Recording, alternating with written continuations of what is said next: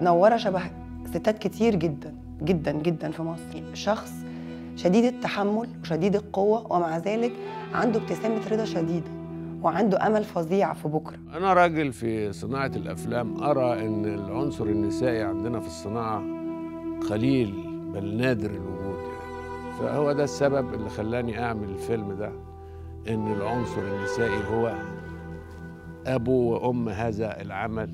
عجبني فيه القصة ككل، لأنها بتحكي حياتنا إحنا كمصريين حقيقي في وقت معين من الزمن، إيه اللي حصل فينا على كل المستويات. لما اتعرض عليا الفيلم كنت في منتهى السعادة.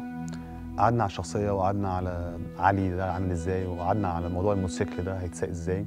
فيلم بيعالج قصة إنسانية رهيبة. السينما وحشتنا قوي. الفيلم ده هيرجعنا للسينما ورجع السينما تاني لينا. حسيت ان انا يعني مبسوطه جدا ان انا اصلا جالي الفيلم ده.